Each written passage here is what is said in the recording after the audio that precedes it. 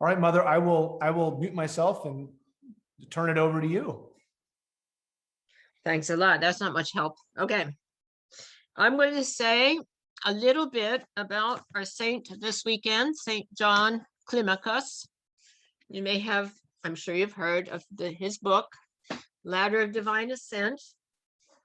It's a tough book. As Father Hopko said, it's a brutal book. And it looks like my copy's about 250 pages. It was written by somebody living in a desert in solitude for 40 years, St. John, a harsh desert climate, written for monks. So what we do with it, we have to be a little bit pastoral and careful what we do with it. I'm going to give you a little overview, and then I'm going to talk about the pandemic, bring the two of them together. I told the sisters at lunch, I was talking about St. John Clemachus and the pandemic. I thought that would get their interest. I just want to close the door here. I forgot to shut it.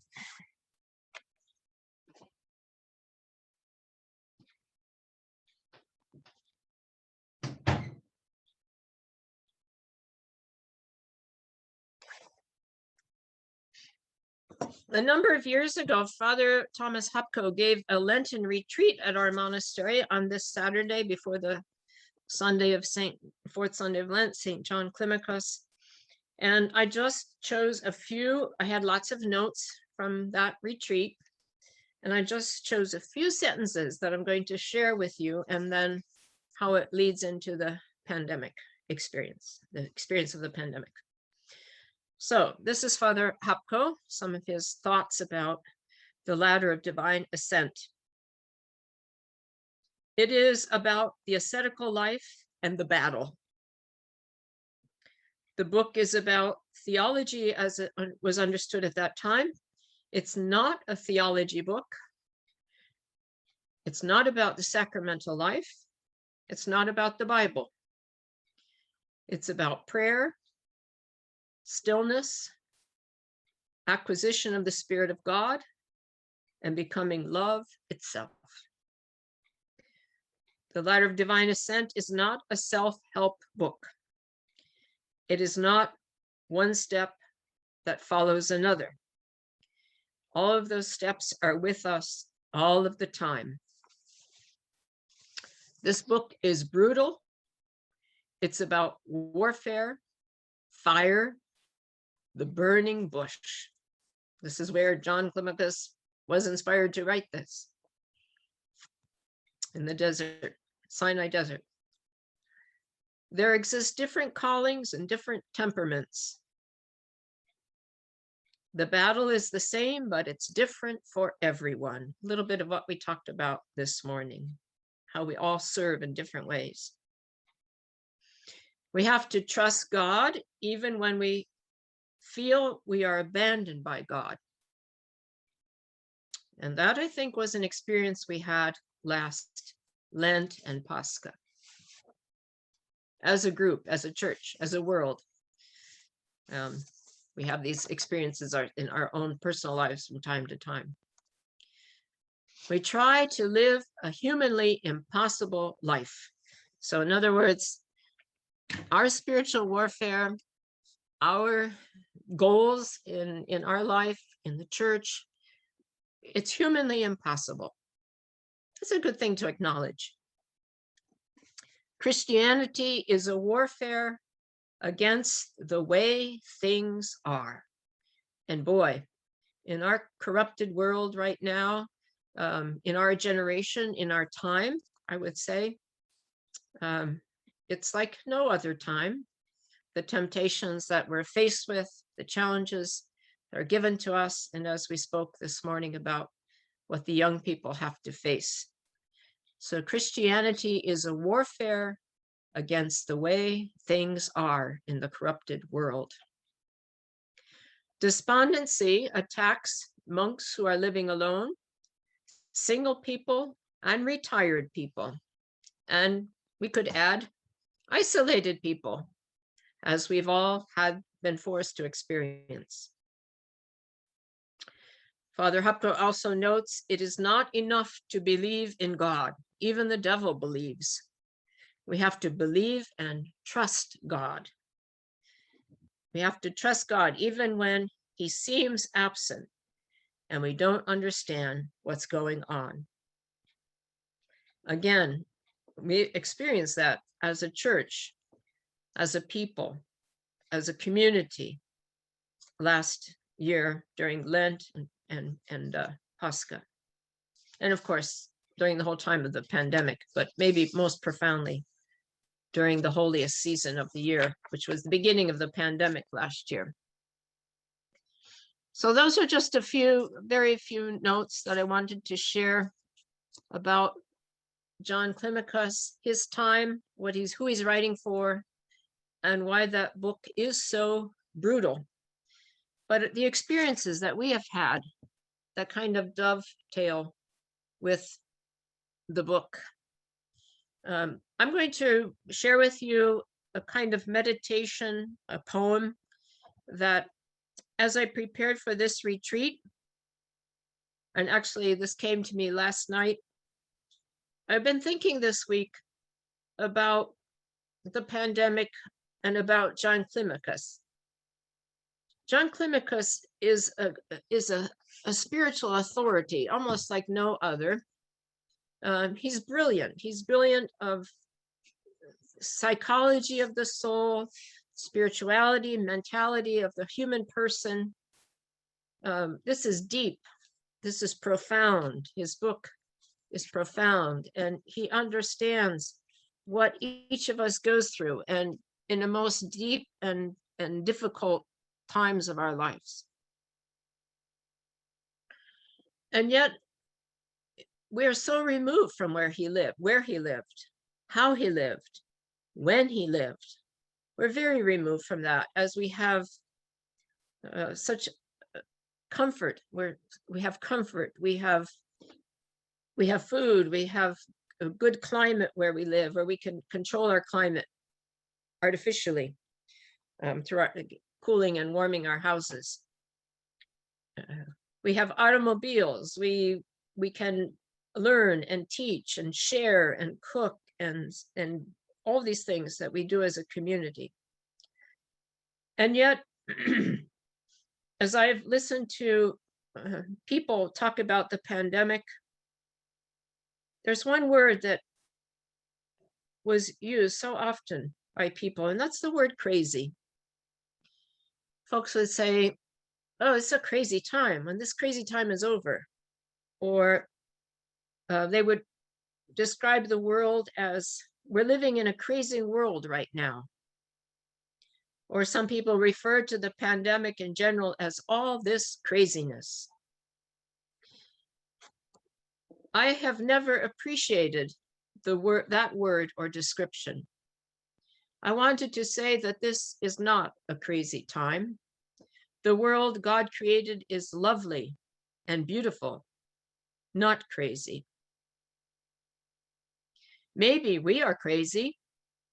Maybe the world was already crazy before the pandemic, but I don't think that any perceived craziness will simply go away when the pandemic becomes history. Last night, I did a word search to the Bible for the word crazy.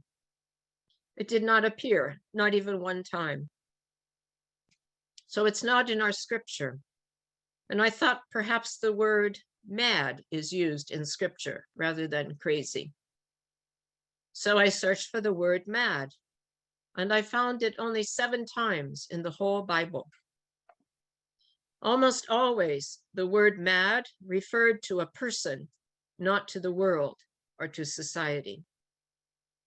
One interesting exception can be found during the destruction of Babylon in Jeremiah chapter 51, verses 6 to 7, which reads, "Flee from the midst of Babylon. Let everyone save his life. Be not cut off in her punishment. For this is the time of the Lord's vengeance, the repayment he is rendering her. Babylon was a golden cup in the Lord's hand, making all the earth drunken. The nations drank of her wine, therefore the nations went mad." If people see our time this pandemic time as a crazy time, what do they actually mean? Why do they call it a crazy time? Is it because we can't just go here and there, anytime, any place, anywhere? Is it because we feel that they have taken our human rights from us, if we even ever had them? Because we can't gather in groups, or because we are required to wear masks? Is it because plans have been curtailed, dreams shattered, and events canceled? Is it a crazy time because our financial resources have weakened or diminished, and secure jobs have been lost? Is it because people died without saying goodbye, without loved ones being near, without proper funerals and burials? Is it because even strong and healthy ones got sick, weakened by this unseen enemy? Is it because we can't visit family and friends, hug our grandkids, gather for graduations, celebrations, and marriages? Is it crazy because schools were closed, bands practice on split screen, clubs met online, and doctors diagnosed over video chat? Is it crazy because churches were shuttered, services were canceled or streamed, communion became virtual rather than physical, and monasteries locked their gates? Indeed, we have much to grieve, much to regret, much to heal, and much to fulfill and refill. Yet we discovered the Lord was not in the wind. He was not in the earthquake. He was not in the fire, but he came, a still, small voice. He came to each one of us in our own quiet solitude, in our social isolation, in the inner chamber of our hearts, in our rooms, once we had shut the door. Last year, it was there where we were forced to flee, where we met Christ, when we followed him in our own painful isolation and the abandonment of Holy Friday, where we came to search for him in the oh so very empty tomb of our own hearts that Pascha night of the pandemic. But never were we separated from Christ, no matter how lonely we were, no matter how empty the tombs of our hearts and the nave of our churches. Yes, in the long, endless, isolated hours of Holy Week, and behind those locked doors of Pascha night, it was Christ who came to us. It was Christ with whom we broke bread that night. And it was Christ who said, "Peace be to you, as the Father has sent me, even so I send you." And 8 days later, when Thomas demanded the physical proofs, to touch with his hands, to see with his eyes, Jesus asked, "Have you believed because you have seen me? Blessed are those who have not seen and yet believe." As others walked and discussed all that had happened in those days, he, Jesus, walked with them. He listened to their grief. He felt their trauma. It was he who broke the bread and opened their eyes so that their hearts burned. A crazy world? No, not with the Lord. He asks us, "Have you anything to eat?" Yes, We have seen and we have tasted how good the Lord is. We are not alone. We have not been alone. He has opened our eyes to see his face. He is among us, in us, and with us. Yes, indeed, Christ is among us. He is and ever shall be. And let us follow him again this year on whatever road he leads and whatever path he demands. As in each year that has already passed, let us follow him to his passion and to his holy third day resurrection. And unto us he has given eternal life. Let us worship his resurrection on the third day. Christ is among us. He is and ever shall be. Christ is among us. He is and ever shall be. Christ is among us. He is and ever shall be. Amen.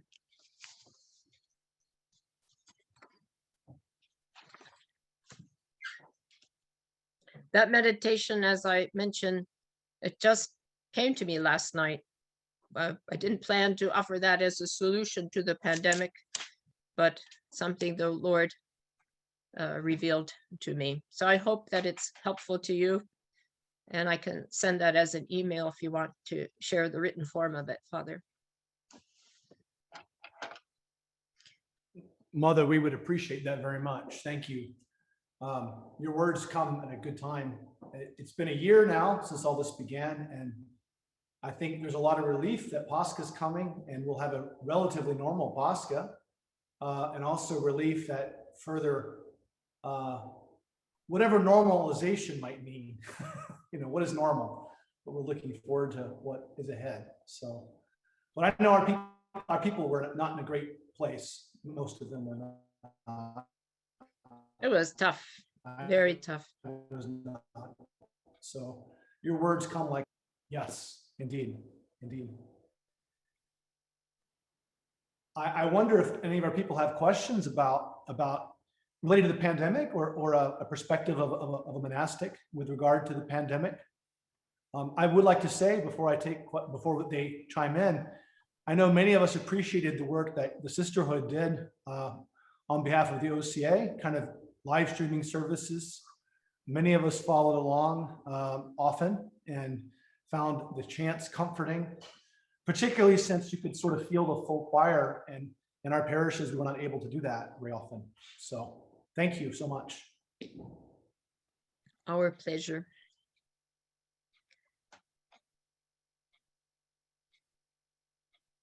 I think we'll be grieving the pandemic for a very long time, if we're honest with ourselves.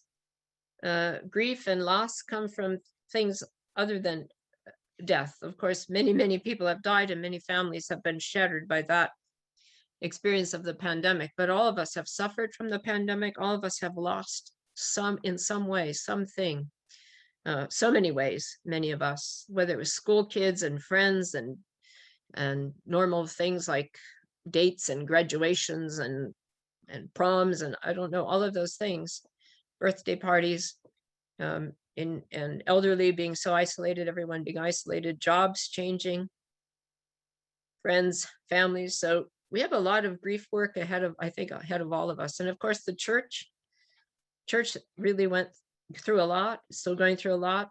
Pastors are worried whether people will indeed return to church when it's safe to do so, or if they're just used to not have gotten adjusted to not going to church or tuning in and watching a liturgy, if they even do that anymore. I'm not sure.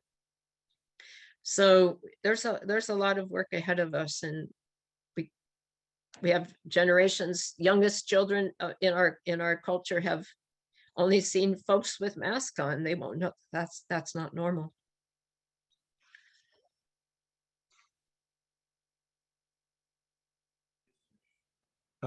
One of my parishioners has a question here. He's going to the next room to get his children to help ask the question. Okay. I think one of the challenges that we face as a hierarchical church, we love our hierarchy and we honor our hierarchy. And yet many people, I think, who are new to our faith assume we have to always agree with our hierarchy.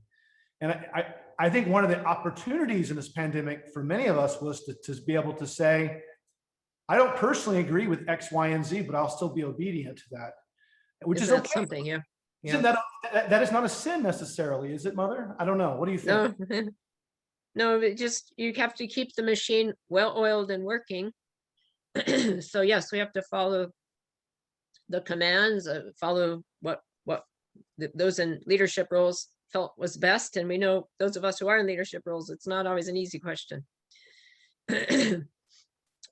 But each situation is somewhat different. So yeah, when I first got the decree last year, March 17th, when I read it from my bishop, I was really worried about this, but that there should be no services. And I couldn't understand why we'd have to stop services in a monastery. This was a misunderstanding, but it's what I read.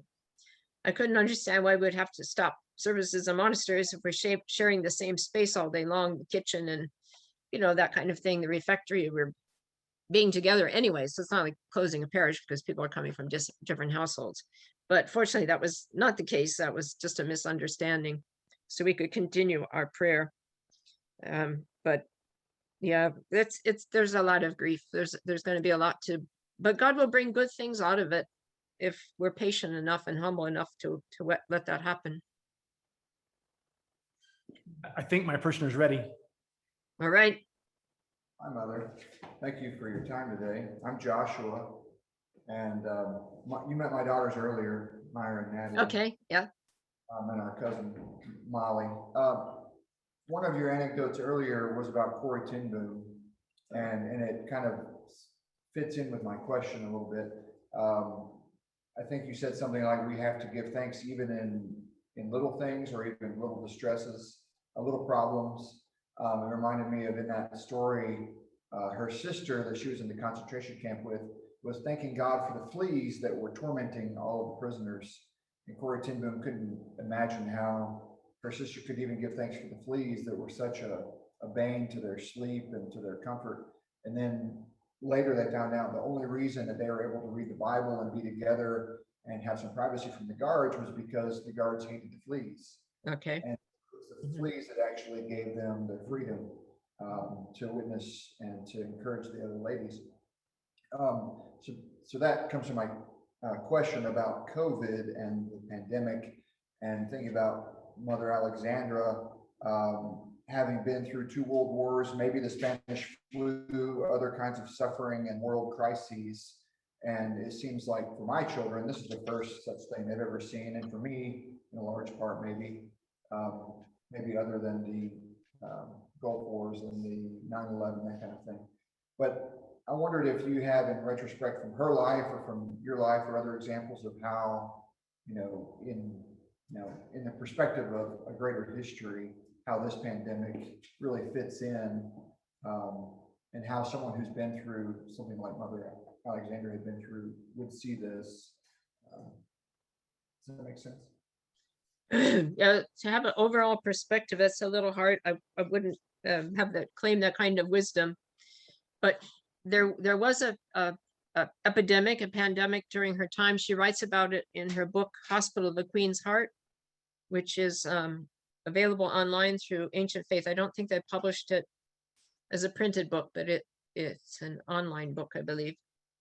So she talks about how they had to engage the priest of the parish as they would go into the countryside, into the mountains and villages in the mountains to try to get people vaccinated and to teach them about hygiene. They would have to engage the priest of the parish to convince these people to take the vaccine and so on. So that was happening probably in the I suppose that was the 1930s and 40s then. I think it was typhoid. And they would stop buses in town, and Sister Brittany's here now. So Sister Sarah's here, so I'm looking at her to get remember that we read it at lunch. But yeah, they'd go on buses and get everybody off and clean with DDT. DDT. Yeah, DDT, and so she did it. She had to do it in ways more physical on contact than we have. But it wasn't a worldwide pandemic. She was born in 1909. So yeah, she would have been a child during the Spanish flu. Her younger brother died of typhoid, so they were dealing with that. Yeah, she certainly saw a lot and dealt with a lot. More than, as you say, more than our generation. But we can't, when this is so called over, it's not going to be over because we still have to heal ourselves and get our bearings again, get the train back on the tracks.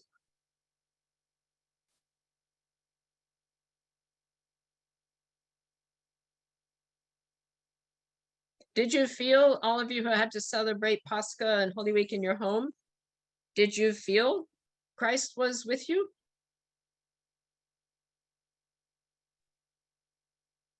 Me personally, when I like going back to when I heard the Archbishop saying that we can't go to church, and instantly it was my first initial thought was, I don't think I can follow this. Well, and throughout Lent, it was like my mindset was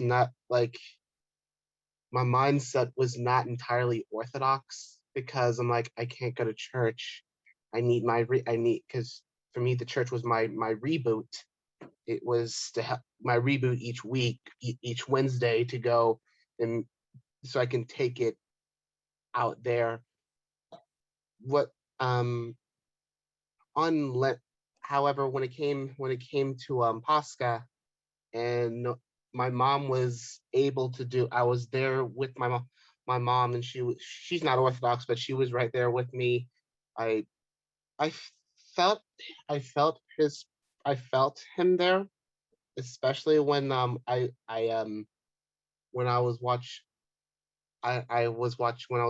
the live stream from Saint Athanasius, and knowing that you could feel that that Father Justin was grieving with us too, that he missed us being there. It was a click in my head to say, hey, we're all suffering, we're all in this together. I think that's what the Lord wanted us. That was the main thing, that the Lord wanted us to realize, that we're all suffering together. That we're all suffering together, and that even though it's hard, that it's okay. I think that was the main thing that clicked for me. That made any sense? Yeah, you had that experience, right? Yeah, you had that realization. Have you have any thoughts since then? That's a year ago. We've gone through a lot of different seasons since then, but somehow I don't think we're going to go through this Holy Week in Pascha without thinking about last year. I think it's just impossible. Last year was so incredible for all of us. So it's not like just one more Holy Week. Last year was very different. Wait, did you ask me? Have I had? If I had any?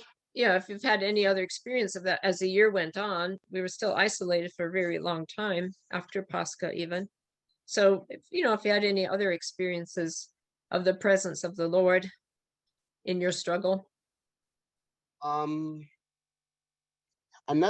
for me, another one was when there was a documentary that one of the parishioners there, he moved away. I forgot what it was called. Becoming Truly Human, I believe it. Father Justin, please, correct me if I'm wrong. But you shared it with me. Yeah. Hearing someone else's story and how from their struggle, how they became Orthodox, was also sort of a reboot for me. Like, okay. Mm-hmm. I was spiritually drained. I needed, I keep saying the word reboot, but it's the only word for me that actually makes sense. If someone else can give me a better term for it.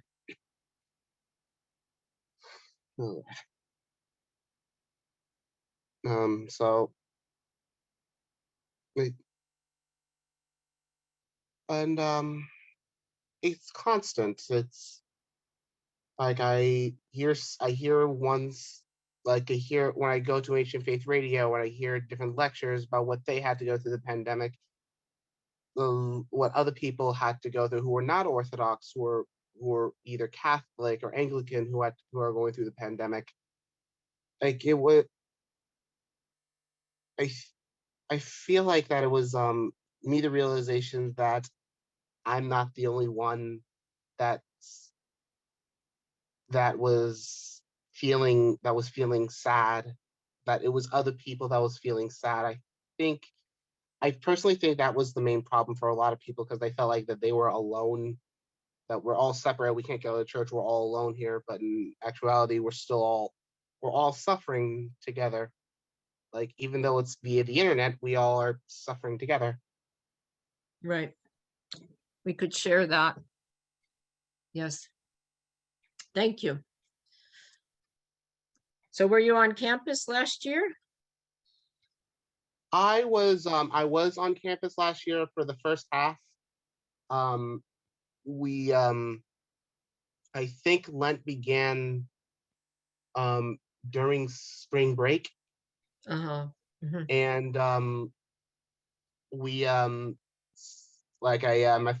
we finished our midterms, we went to spring break, we never came back. We I went back home to Tennessee. And what year were you in last year of your studies? You're in graduate school or undergraduate? Undergraduate, I was a sophomore. So you're always going to remember that. 2020 will go down to the books. Yeah. I always called 2020 the Twilight Zone. That's a good expression.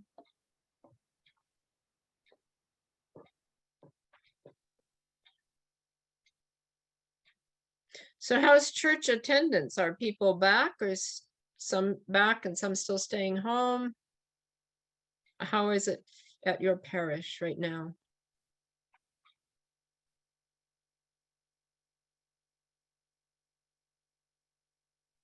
Are you talking to me still? I know the whole group in general, whoever wants to answer. I hope some of you are back. What is the choir doing? I'll let my parishioners speak for how things are going, because I All right. can talk a lot. I'll be quiet.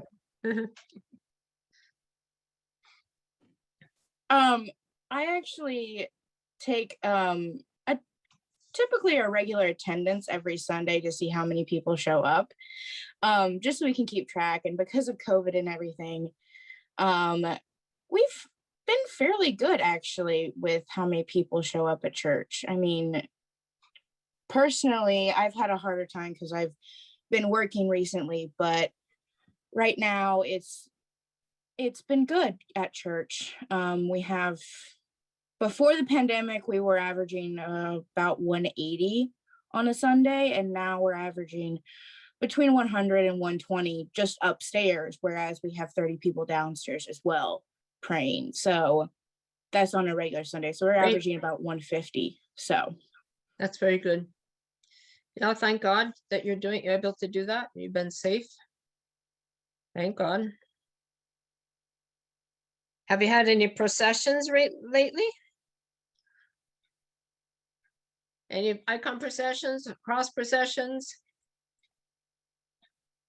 It's getting to be that time of year. Will you have one on Lazarus Saturday or Palm Sunday? We had one at St. Anne back in Knoxville, Tennessee. Like I wasn't up here for the Sunday of Orthodoxy, but we had one down in St. Anne at Father Justin and Father Stephen's church. Okay.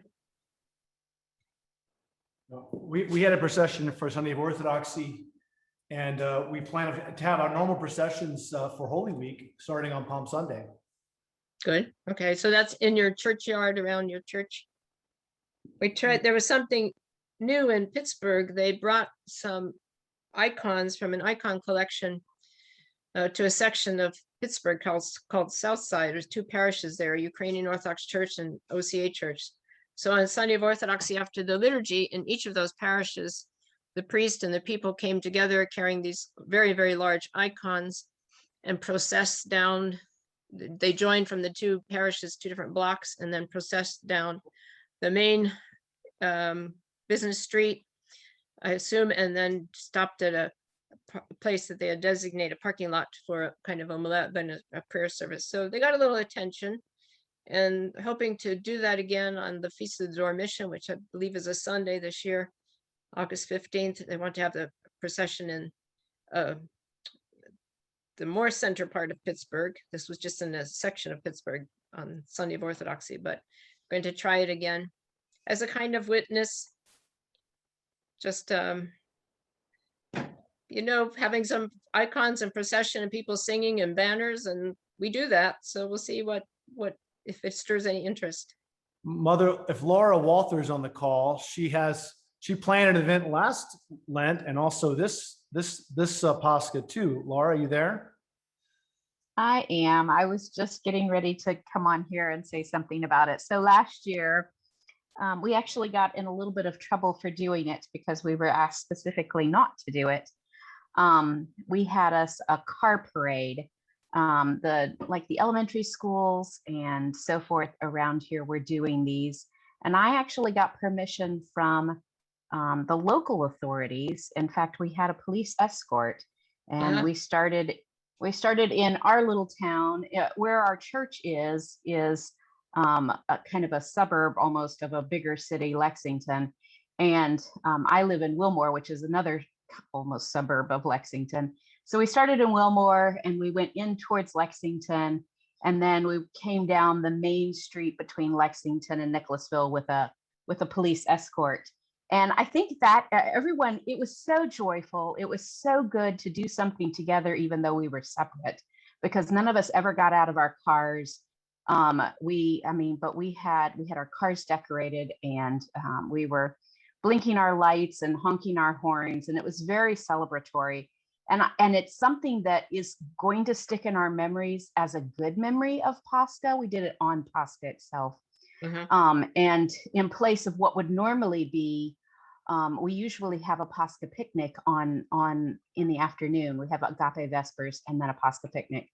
Has been our tradition in the past. And this year, of course, last year we weren't able to do that either, but we were able to do this car parade. And I think that's one of those traditions that's going to hang on, where I'm already planning it for this year. I haven't gotten the local authority in on it, but I will, and hopefully have a police escort. It helps us stay together better. And end at the church in time for our Agape Vespers. I was going to say, is it before the picnic or after? Suppose before. Yeah, we're going to do this. We're going to do this as a way to gather everybody together. And end at the church, in all of our cars and with all of our food, and do our Agape Vespers and then our picnic afterwards. So it'll be a lot of fun. I would like to add that last year, I can't even say this without crying about it. Last year was very sorrowful. It was so hard. We were very blessed in our parish to have in our priest and our priest wife. They both have lovely, lovely, lovely voices.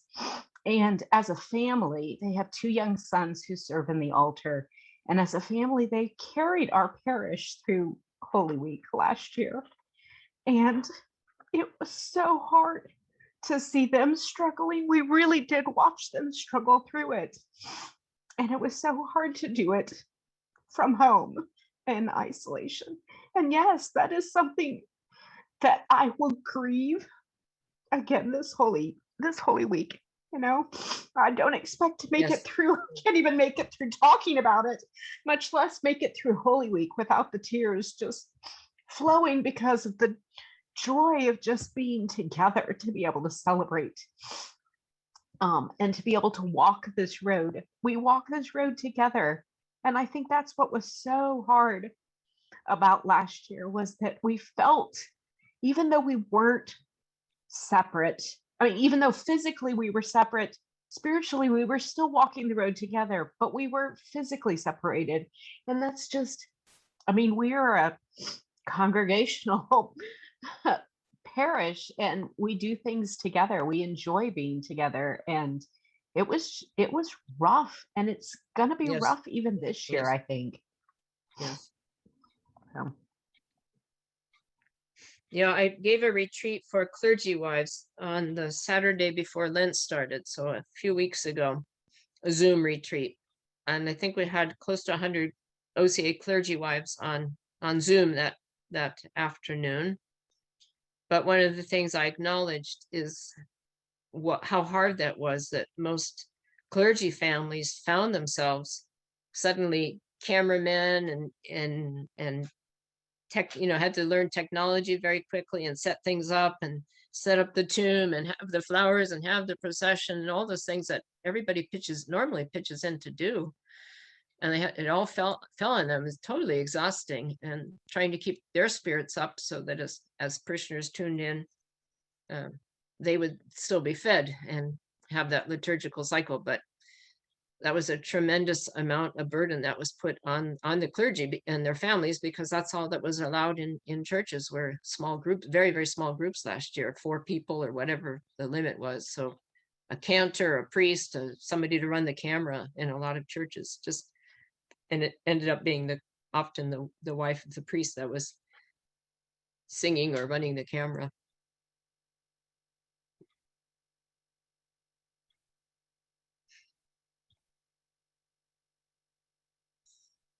I will tell a funny story. By the way, Laura, that was really touching. Thank you. There's a funny story. My kids did not like having to be drafted to serve all the time. They used to like serving at the altar until the pandemic hit.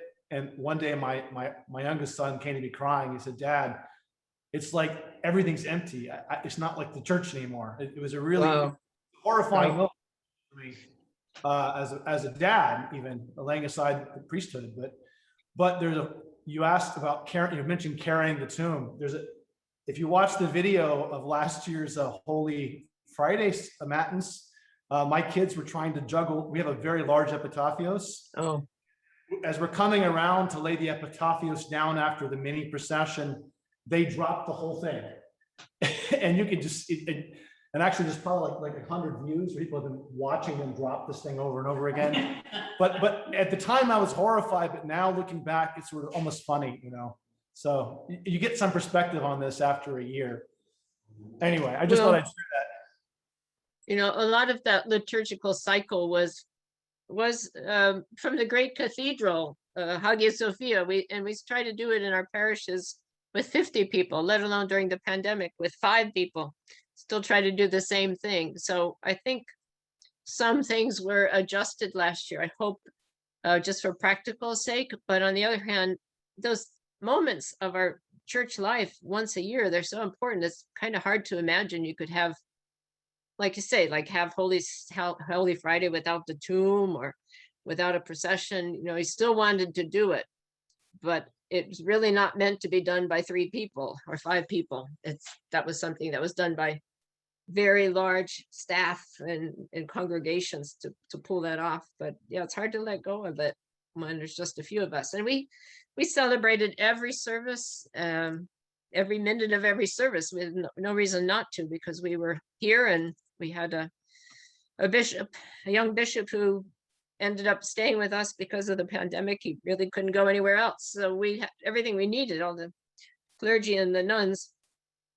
But to have Pascha night and to turn around from our choir and to see the church totally vacant and empty, that was really weird. And I would just say that even though we celebrated every word, sang every song, every hymn, did every motion, it still felt when it was over that it wasn't really Pascha. It felt to me like we had play acted it. And maybe that's not a very nice thing to confess to you, but that's really the feeling that I had. Somehow without the people, it still didn't seem real. Now we know Christ is risen, but it just was a very different experience. And it still didn't seem real, even though we had enough sisters to do all the ritual. an empty church is still an empty church. I know there's angels and there's saints, but boy, that was quite a shock. And I think a lot of priests had that shock last year of sensing the church and walking through the church and saying Christ is risen and going up and down the aisle, and there was nobody there.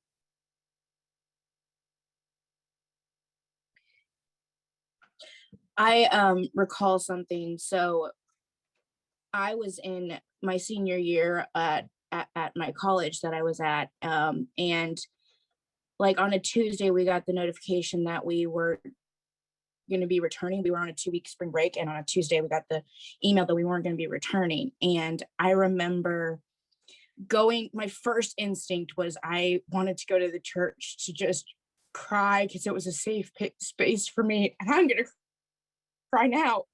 Thanks, Mom. But so one of the things that I remember about when I went to the church was we were shut down. The church was shut down, but the doors were always open at the very beginning of the pandemic and everything in March. And one of the things that I remember is I have a really good memory of where people stand in church. And I remember just looking at the church space and being able to see everybody there standing and smiling and singing for everything. And when Pascha came around, it was devastating because I was just seeing like Pascha night, it was literally just Father Justin and his family. And I remember the years past, and I remember seeing everybody there, all of the smiling faces of when Pascha happens. And this year is going to be amazing and different, but I'm very thankful to be able to even do this year in church and not have to be at home. I think there's going to be a lot of, by my sense is there's going to be a lot of tears this Pascha. Tears of joy. Yep. I'm glad that the church represents for you a safe place. That's very wonderful. But you know, another group of people that suffered very much besides our parishes were our seminaries. So strange. St. Tikhon Seminary is right across this little road from St. Tikhon's Monastery, if you've been there.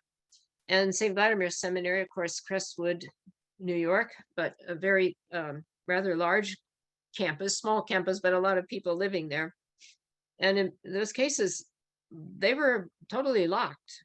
So you're really living within arm's length of your Orthodox community, professors, other students, families, and the churches were locked. They couldn't even go in, to pray. In New York, it was the most critical area where the pandemic was kind of really, really spreading so fast, where it kind of started for our East Coast, and yeah, so strange that the seminary chapels, churches were locked. Seminarians couldn't go, professors couldn't go. They just had to stay behind closed doors. They couldn't even kind of go outside. I was asking one person who lived there, one of the campuses last year during the pandemic, could you kind of go out in that big lawn at St. Vladimir's, in the front big lawn, like everybody take a blanket, every family, we just didn't know about now we know a little bit more about the virus and how it spreads and safe distances and outdoors and masks and all those things. We have a little bit of an ability, but no, they couldn't even do that. So they really literally had to stay behind locked doors of their own room, their own apartment. And they couldn't even go on the porch of the church. Churches were locked. So I was really grieving for those communities that just imagine being that close. You could almost reach out and touch the chapel. You're living so closely there, and they couldn't go in. There was not one service. Once it was closed in early March, it's just never open, I think, till June. So that just really, really a test. Very difficult.